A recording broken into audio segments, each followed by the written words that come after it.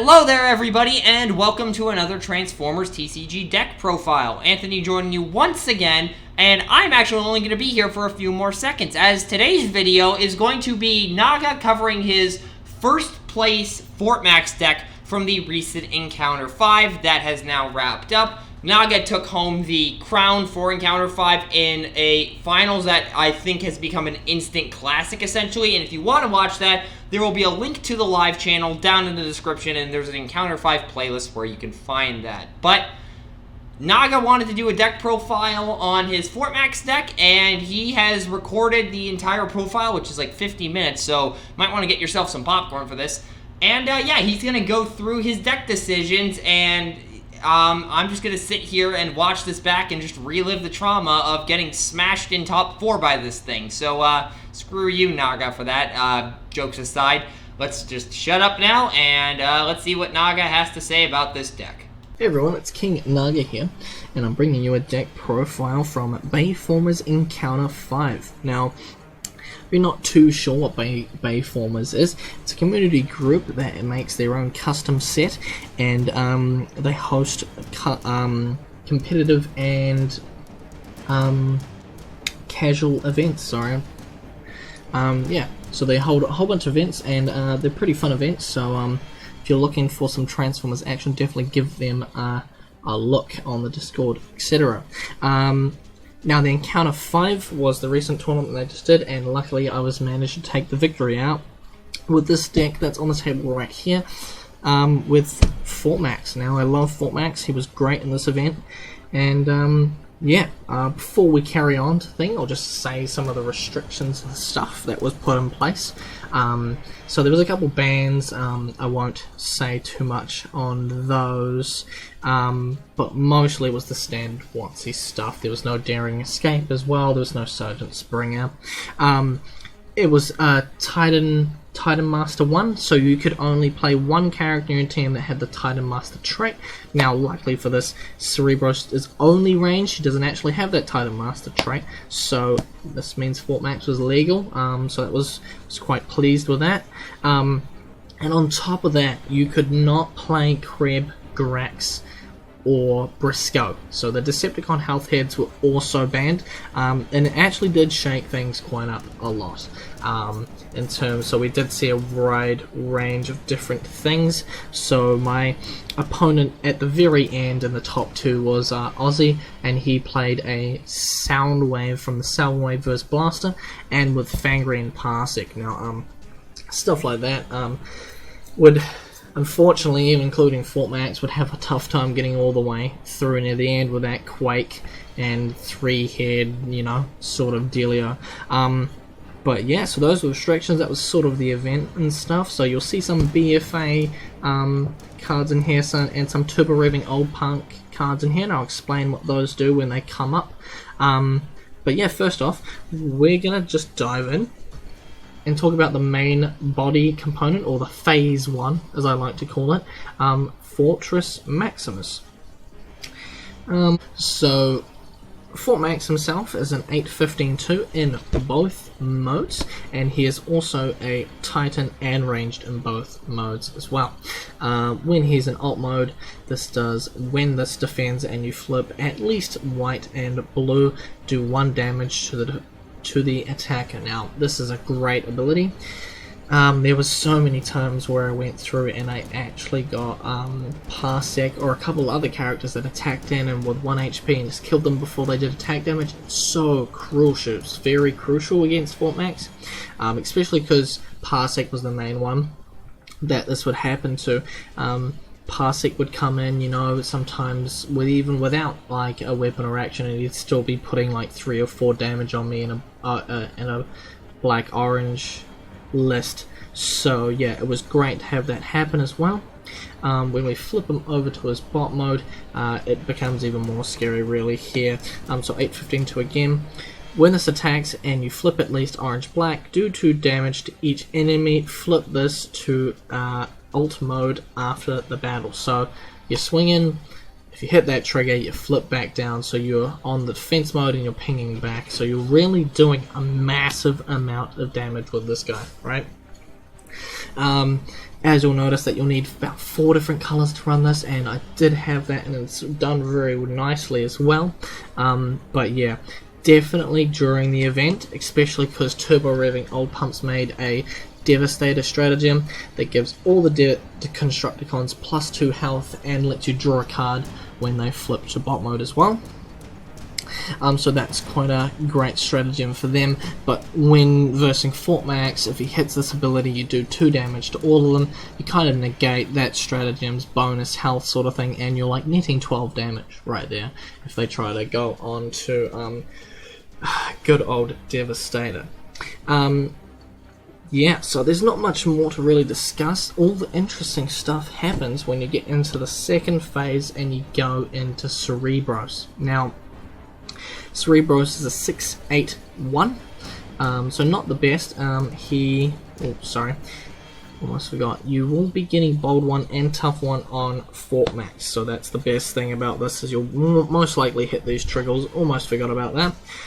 And when you kill phase 1, you get Cerebros here, and he has Bold 1, Tough 1, and when this battles and you flip at least white, orange, black, blue, you may play an upgrade from your scrap pile onto this. Now that's an amazing ability, especially because he's ranged. You get so much good more AoE damage, like Armed Hovercrafts. I absolutely love doing that. I'll discuss that a little bit more later on into this deck profile, but yeah.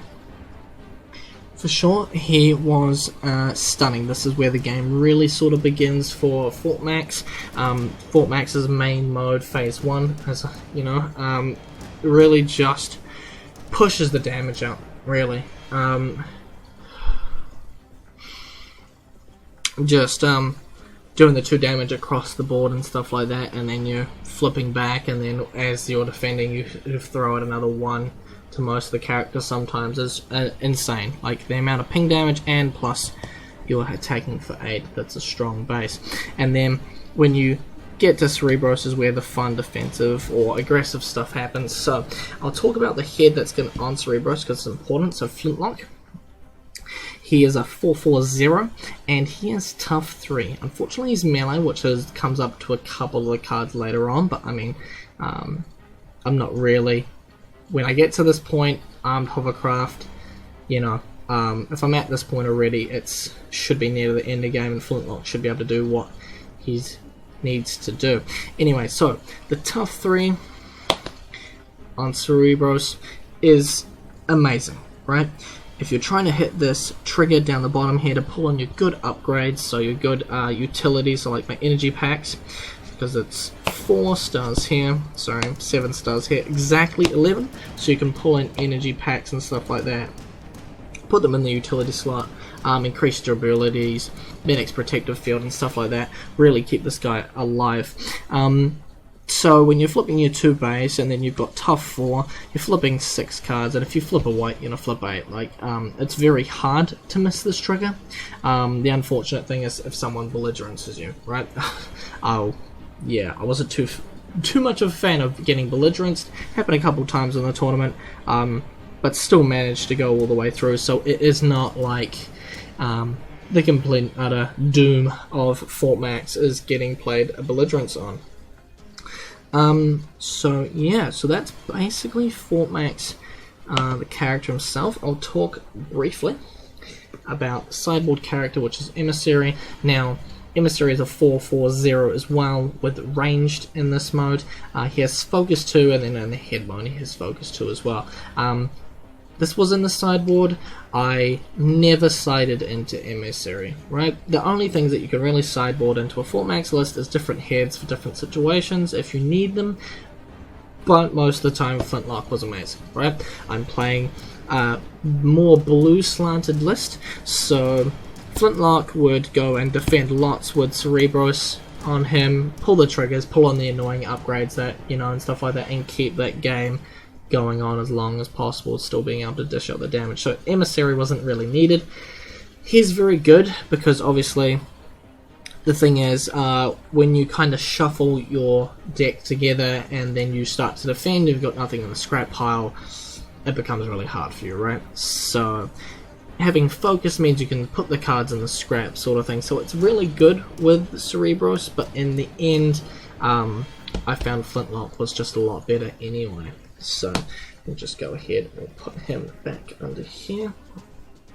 Cool, so with the characters sort of discussed, I'll just move them over to the side a little bit and we'll get into the battle cards. So starting off with the battle cards here, we'll go ahead and we'll start off with pretty much the main crucial one that every blue list has, 3 security checkpoint, right? Nothing too fancy about security checkpoint. I played it a couple times during the event. If it was in my hand, I played it. I'll probably mention that this is also a 51 card list, so there will be a couple cards popping up. Sorry, I thought I'd mention that before I get really stuck into this. So, with Fort Max, I don't really draw cards, right? What I get in my hand is what I get in my hand. Not a lot of the actions that I'm going to play are super powerful actions, sort of thing that I kind of depend on drawing. So security checkpoint is in there. 2 blue icons, amazing. If I draw security checkpoint, sometimes I play it. In some of the matches that have been recorded, especially the top one, yeah, I played it a couple times. I played against Aussie. I stripped out a couple of crucial upgrades and stuff like that and sort of diminished his turns. Card's great, much like PTT. Moving forward in the Bayformers events, they will be replaced with other actions, rolling actions and stuff like that. So those are interesting new things that Bayformers has come up with. But anyway, moving along, security checkpoint, and the next action here, 3 of Impetuous Stand. Now this is a phase 1 trop or turbo revving old punks card, so I'll go over this one a little bit more in depth. So it is a white green and it says put an enemy upgrade on the bottom of its owner's deck, that player draws a card, right? So it's really good. It gets around ghost shields and master swords and all that good stuff, so it immediately just goes and puts them on the bottom. It's really good against Cerebros, because Cerebros will be pulling back from the scrap pile. This will get rid of that pretty annoying upgrade on Cerebros and just put it under him, and you won't be able to pull it back in like if you play a bashing shield on the armor. Cerebros just can just pull it back in basically. So this was definitely one of the main battle cards during the entire event. It was a very popular one. It was very strong. The white green, amazing. It is a very good card, and in Fort Max I am playing 13 whites just because, you know, I've got 51 cards. I need to see the right colors, right? So seeing the right seeing a white pip means I flip 2 more, basically, right? So yeah, it was basically an auto 3 of. It gets rid of any upgrade as well. It's not just like it hits a armor or a weapon like Disassemble. It's much like Reprocess, but a lot stronger and hits anything. So, alright. Moving on, we have another 3 of from a community set, and it is Demolition Derby. Sorry, I mispronounced that a little bit. So Demolition Derby is a blank card, and it says if your opponent has at least twice the number of characters on the battlefield than you, one of your characters gets +2 attack until end of turn. When that character would do enough attack damage to KO an enemy this turn, if your opponent has at least twice the number of characters on the battlefield than you, untap your character. Now, this card is very good in Fort Max, right? If you manage to draw it, I'll comment more on that a little bit later. You play it in almost every scenario. Fort Max is getting +2. If he KOs, he untaps, right? And it's so good. It prevents Fort Max from going in, smacking, and then having all the enemy characters attack him because he's tapped, right? Now, I'll say, in testing, this card was great, but it's, yeah, in the actual event sort of thing, it didn't do me as good as I wanted it to.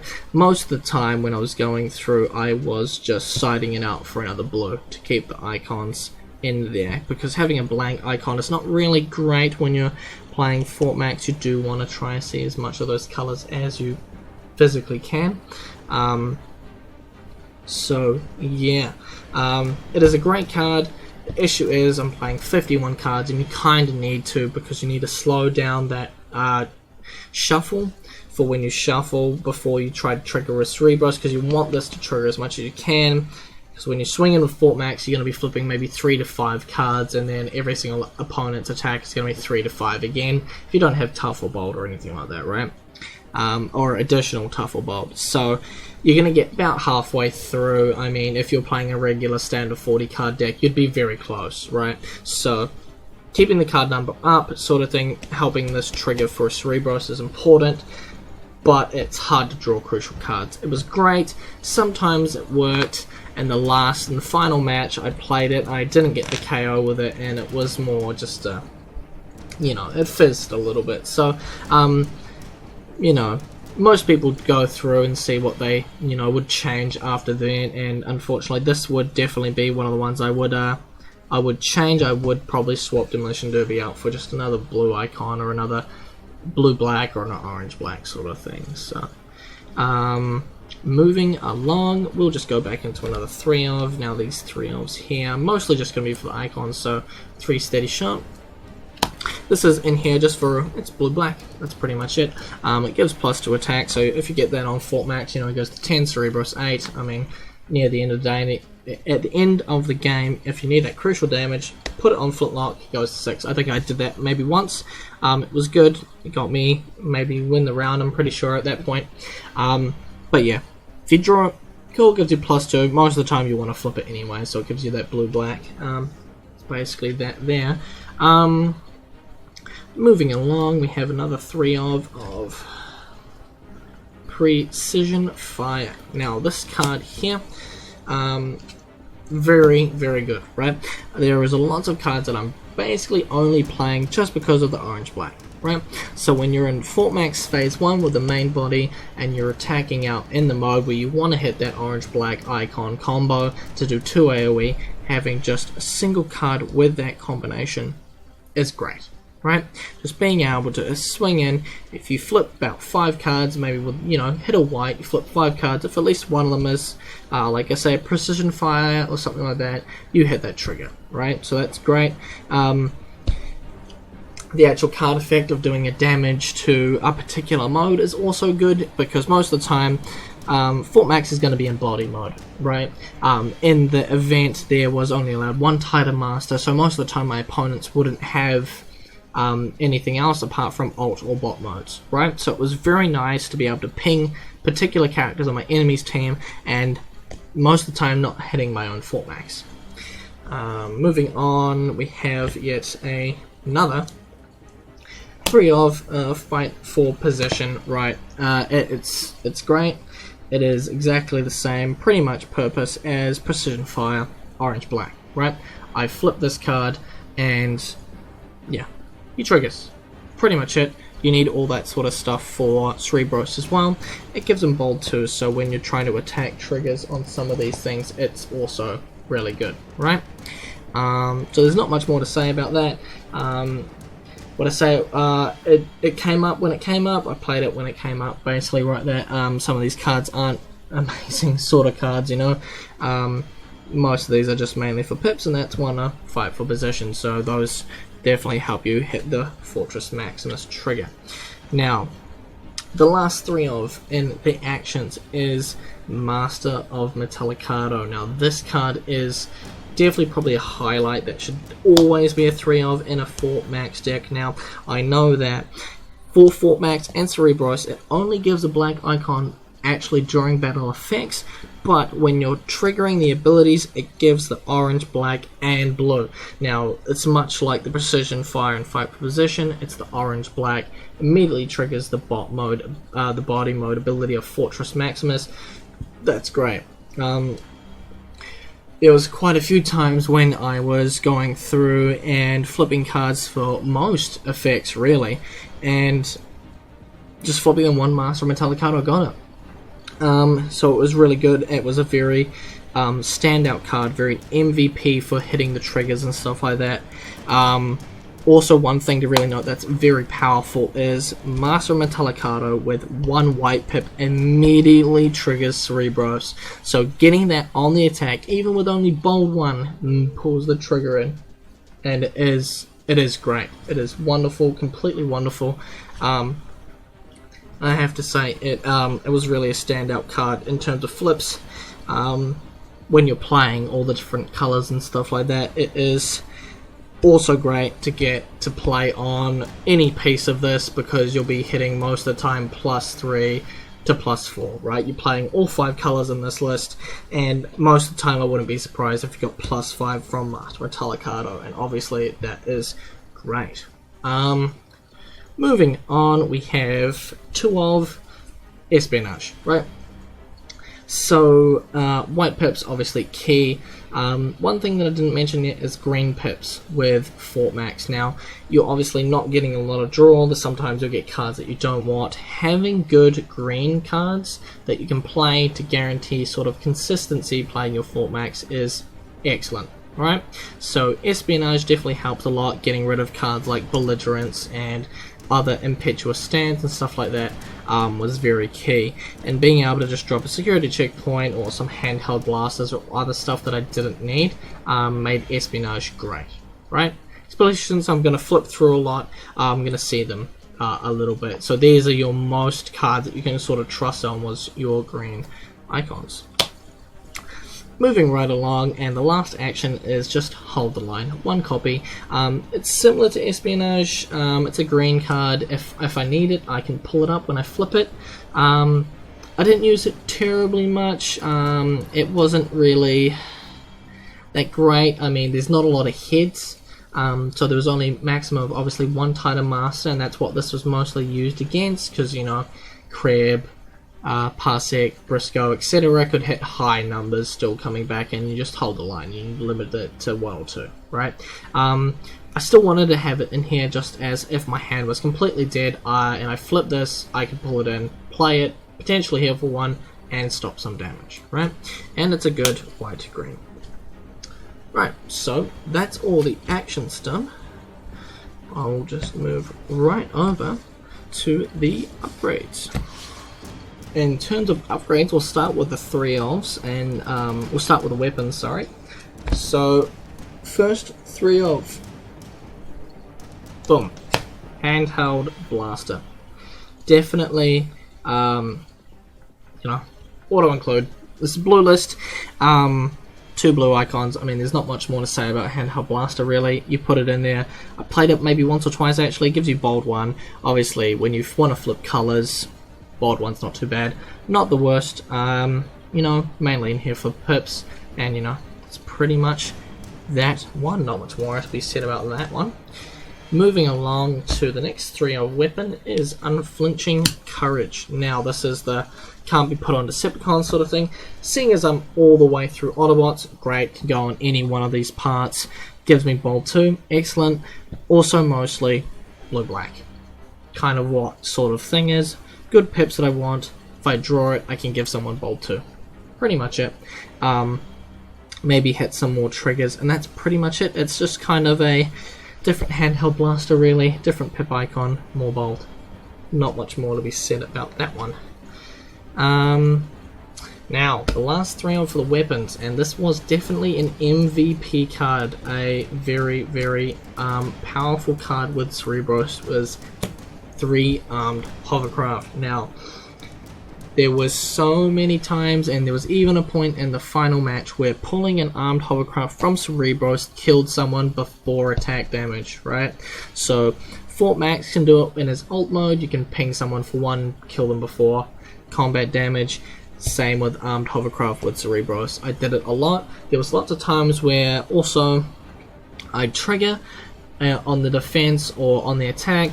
Didn't have much other choice to play, like I was going to take damage that I couldn't reduce regardless in any other way, so I'd literally just pull in an armed hovercraft, put 1 damage across the team, right? Card was insane. +1 attack, yeah, it's mostly in there for the 1 across. Clearly Flintlock can't use it because he's melee, but this card was very insane. Big MVP, got lots of characters that were left on one parsecs when they come try to hit into Cerebros as well. Put that in, dead, and thing. If they try to hide by the team, you put the armed hovercraft in, you pull it in, and they die as well, right? So very good key card that I would always put 3 of in a Cerebros list, or Fort Max list. Right, moving to the only 2 of in the weapons, combat daggers, right? Literally not much to be said about these. Orange black icon, flip one of them, trigger the Fort Max ability. That's mostly it, right? Gives you bold 1, cool, I draw it, I give a carrot, I give one of my phases bold 1, pretty much, right? Much like Handheld Blaster, but just different icons. Not much more to be said about that. Now we're going into single ones. Master Sword. Now I put one copy of this in here because if you load up a armed hovercraft, you send in Cerebros on the attack. If you manage to get the trigger, which sometimes does happen, pull on the Master Sword, right? Pull on the Master Sword, set him to 10 base, and you really hurt someone with Cerebros.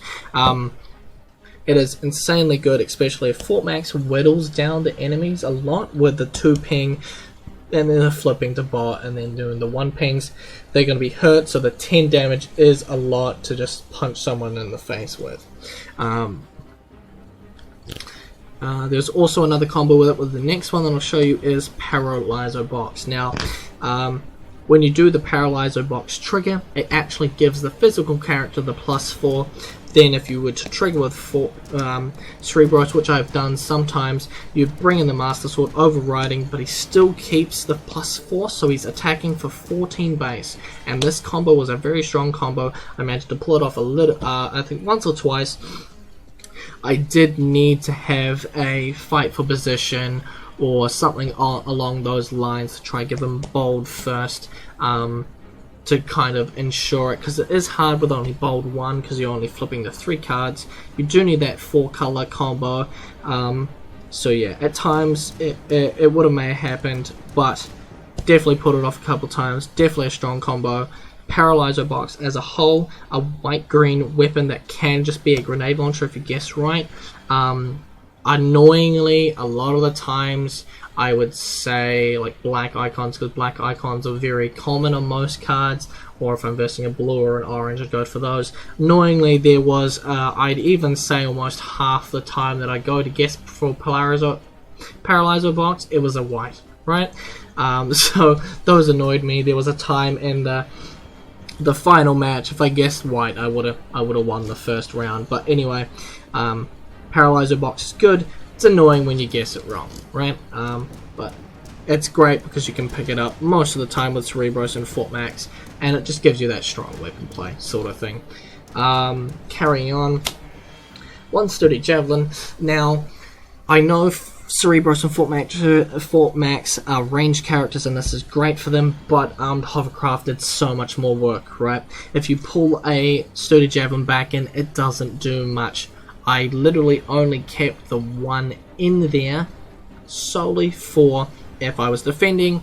I had nothing that I really wanted to pull on him in terms of utilities or the armors, and if he had a character that was on 2, I could just preload the Sturdy Javelin for the next attack swing. So that's literally sort of the only reason why I have it in there. It's another white. It was a last minute include. I did have 50 cards. I was tossing up on the Sturdy Javelin, but I decided, hey, if I go to 51, that means I have 13 whites. You know, it will be good. It ended up working out. The amount of whites that I have was pretty much almost spot on, in my opinion. So, yeah, so there's the Sturdy Javelin. The last solo weapon, sorry, lost train of thought, Backup Beam. Now, Backup Beam, blue-green, bold 2. Not much more to say. It's literally like an unflinching courage. It just had the green, so if I was planning to try and if I saw this in a flip and I was like, oh, maybe bold 2 would be really helpful, I'd pick it up. So that's basically why it's in there. It's only a one-of because bold is something that I didn't really want to have lots of. It was mostly tough that I really wanted. I don't actually have any tough armors because they're not the greatest, but yeah, if I needed that extra boost, and if I needed to flip the trigger on the attack, backup beam was in there because it was the green, right? I could just pull it in when I needed. If I saw it and I needed it, it was there. So just to have that extra option. So yeah, so that's all the weapons there. I only have 5 utilities in total. I have 2 escape capsule, 2 energy pack, and 1 erratic energy grenade. Now, escape capsule, very good. Orange black, amazing. Flip it on attack with Fort Max and body mode. I'll say it again, you get the 2 AoE, right? It is also great because you have 2 characters that have head modes on them. This really didn't come into effect much with this effect. I think maybe 1 or 2 matches it really did matter having this on and pulling the upgrades down to Flintlock. I hardly ever got it on Fort Max. If I did have it on Fort Max, I didn't have anything else on him, and it just provided a +1 on Cerebros. That's all it really did. I'd say it's definitely a good 2 of. Right, I don't think I'd ever push it to 3. I think I'd rather take a combat dagger to 3 instead. But yeah, it's very good. It can come in some clutch situations if those ever come up. Energy pack, wow, amazing card. Having Cerebros with Flintlock at 11, and obviously Fort Max going up to that 25 total overall. I can play this through most of the match. Right, I'm very rarely going to draw it. If I draw it, I don't think I ever drew it when I had Flintlock, because obviously I can't put it on Flintlock, but pulling it back in with Cerebros and putting it on him definitely helped. There was no health heads. I know a lot of people play health heads on Cerebros.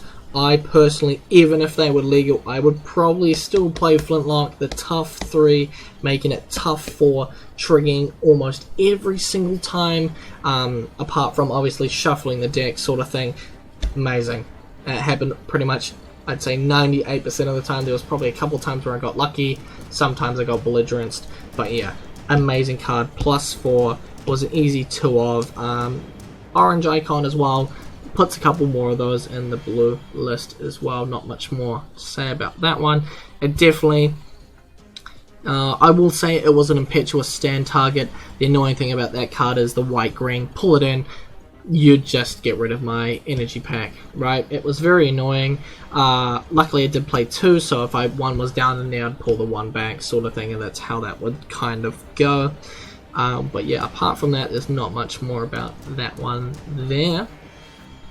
Moving on to the single one, the erratic energy grenade. Now I know this is only a solo black icon pip, there's not lots of those in here, but pulling this in, the thing is, when you defend with Cerebros, you know how much your opponent's going to do, right? You see their flips, you can count how much they're going to do. There's lots of things. In most of my matches I did lots of math, counting how many pips I had where, how much damage I was going to take, what I could do to minus the amount of damage, etc., how many times it's going to trigger. Lots of things came in effect.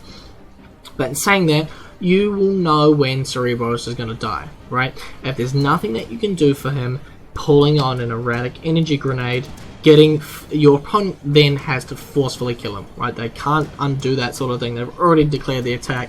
You force them to take your 2 on their team, right? There was a couple of times where Cerebros was going to get smacked and died. A couple characters left on 2.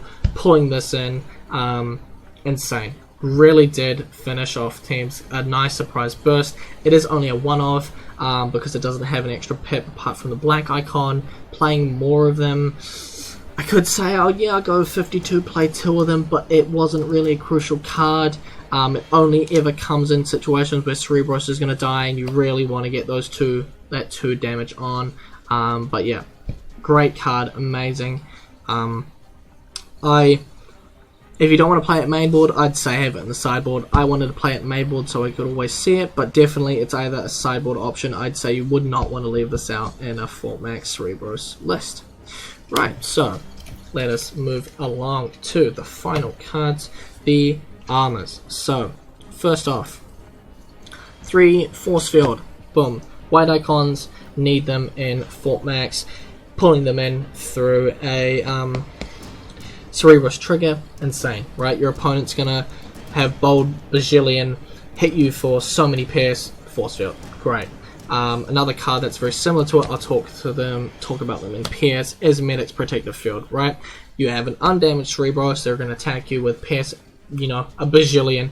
You pull in the Medic's Protective, right? Gives you save 3. Sometimes I hear one, there was like maybe 1 or 2 occasions where I just pulled it in, nothing I could do about the damage.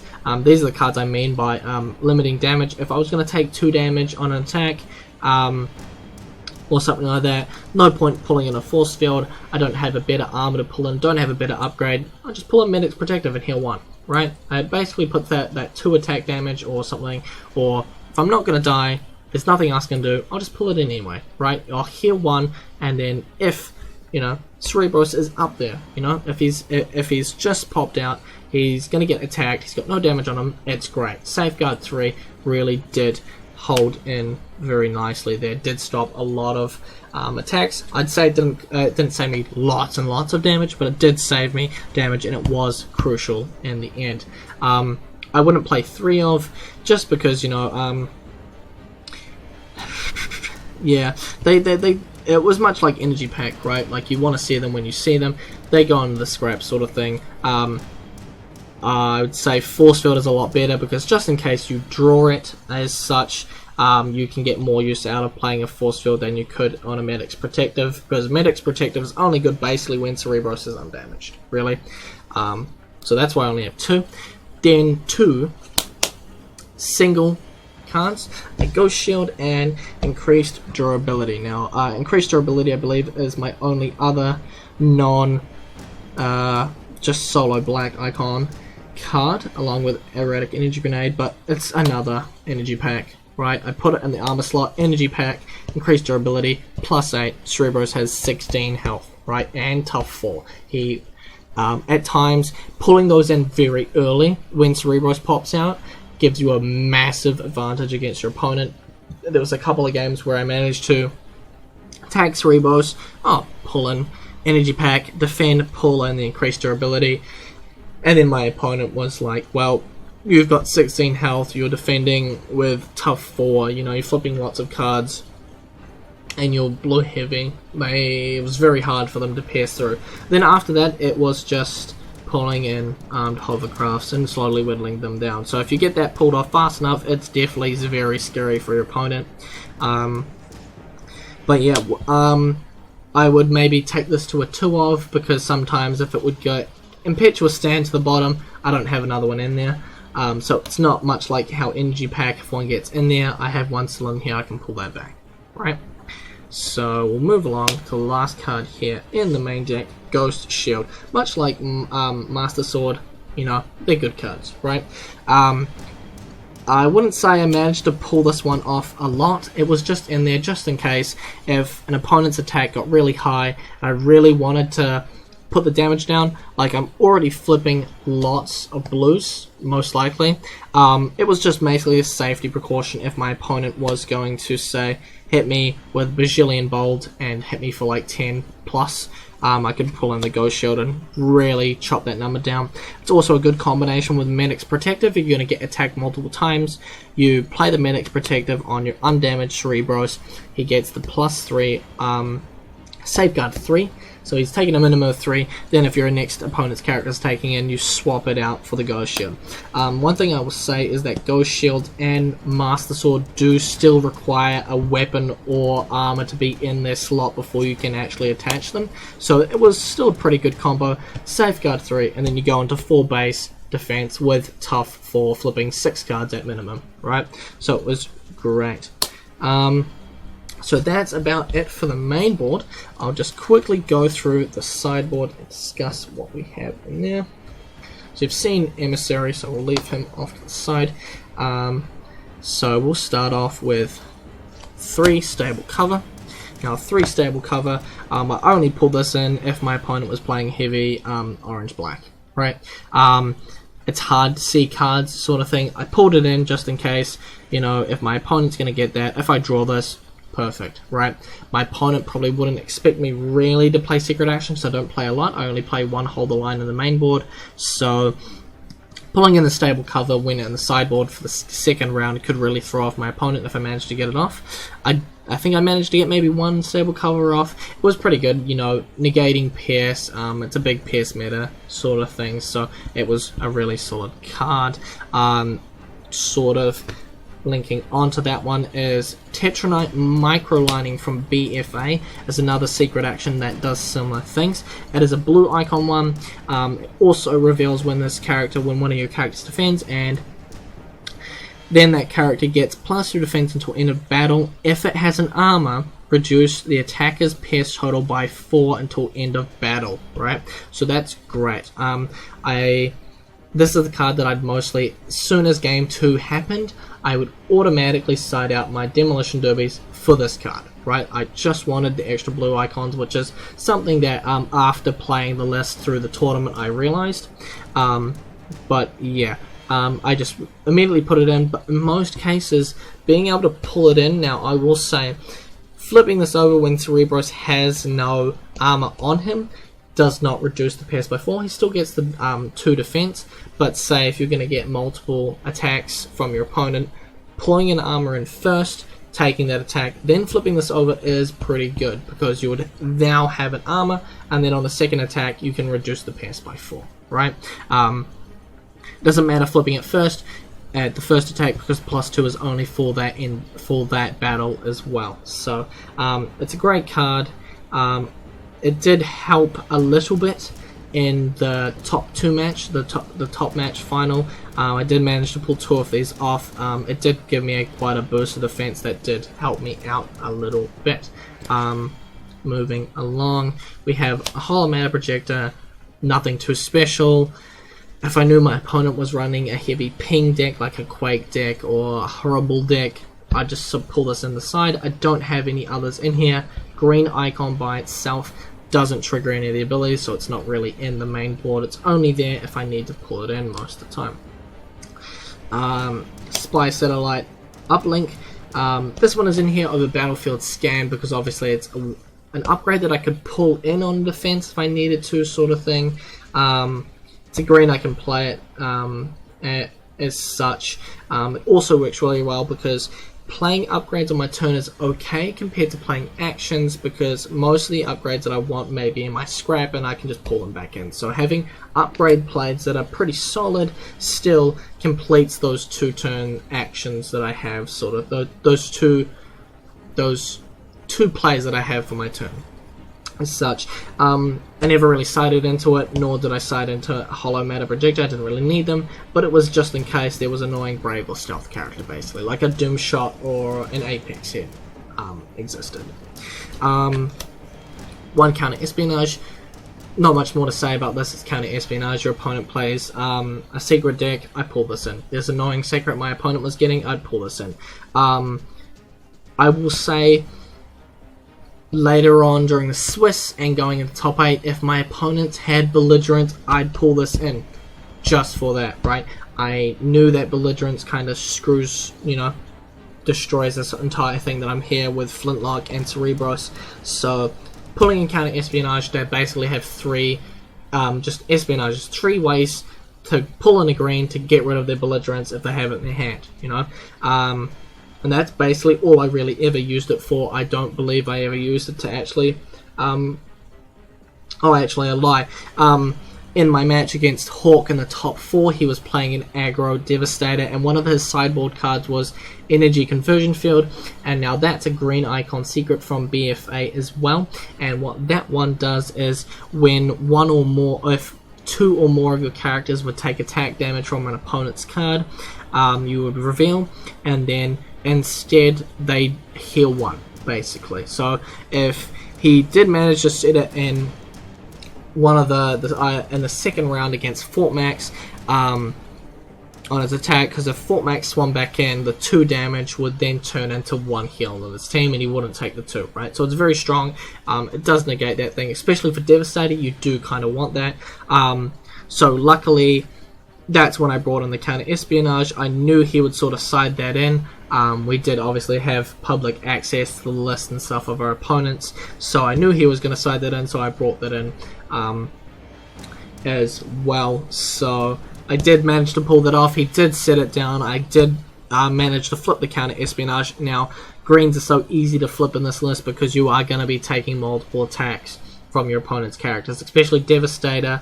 The Constructicons being 6 wide, I was taking 5-4 attacks most of the time, so the counter espionage did kind of pop up. I did immediately pull it in, remove it, and then obviously that was a very big turnaround in that game for me.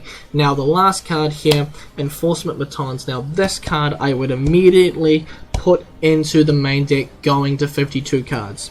I absolutely loved this card after sideboarding in round 2. Fusion borers would get off, grenade launchers would get off. If you have the Cerebros, you trigger, you pull it in before the attack damage, you get rid of the fusion borer, get rid of the grenade launcher, all that sort of good weapon upgrades that you normally couldn't get rid of.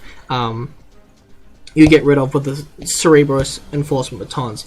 I will 100% put this into the main board, and I recommend people who are playing Cerebros to have this in there. It's an amazing tech card just to get rid of those. I'd play only a 1 of, 2 of is a bit much, but seeing it in the scrap pile when they play a Fusion Borer or a Grenade Launcher would be amazing, right? You get rid of that bonus attack. It's basically removing their weapon, and then you rely on their flips versus your tough 4 flips, right? And then it gets really good. So that would 100% go into the main board. I wouldn't even try swap a card out. I just put it straight in there going to 52 cards, because taking the size of your deck up a little bit more never hurts for Max. Right, and with that one, that is my deck profile sorted for Fortress Maximus. Now, I'm very thankful for Bilmu, pretty much the admin and the main honcho over there at Bayformers for running these events. They're great events as such. I do recommend people come and join in and play with them. Like I said, there's casual and competitive events that they do run. So yeah, I'm happy this is one of my first events that I've won in a wee while. I've been topping 8 for a while, been top 8, top 4 a lot of the time, and I've finally managed to take it out with Fort Max. I had a blast playing this character. I do highly recommend it to lots of other people. It's definitely a different dynamic than Transformers. Having a one tool team or the entire way through the game is definitely changes stuff up for sure. You can go check out Servants of the Dice Gods, and most of those have a lot of the games recorded from the entire event as well. So those will be great to check out. You'll see some of this, the Fort Max, in action for most of the top matches as well, and lots of other decks like Aussie's Soundwave aggro list. That was great. If you're a Devastator fan, I really encourage you to go check out Hawk. Hawk played the orange aggro version of Devastator in this event and made top 4. He did really well with it. He has his deck profile up on his channel, the Servants of the Dice Gods, as well. And he's got a lot of his matches as well up on there, so you can go see how that is. There'll be a couple of the blue Devastator up there as well, so that was a really cool deck that also got top 8. So if you're a very big Devastator fan, do have an investigation into the Encounter 5 event that was just run by Bayformers. The Turbo Revving Old Punks did make a very good stratagem for them, and some supporting cards. So if you are a Devastator fan, definitely go have them check that out. I will put most of the links for this stuff in the description, so it's easy for you guys to find. Feel free to ask questions. I know this video is going to be close to the hourish mark as such, but feel free to ask questions. If you've got any suggestions and stuff like that, I love to hear them. Feel free to just put those in the comments. I check them every so often, I guess. But yes, that will be it for me. So hopefully you enjoy this video. Go check out Bayformers and the Turbo Revving Old Punk stuff. It's really great, and hopefully I see some of you people joining in those events. Right. Bye now.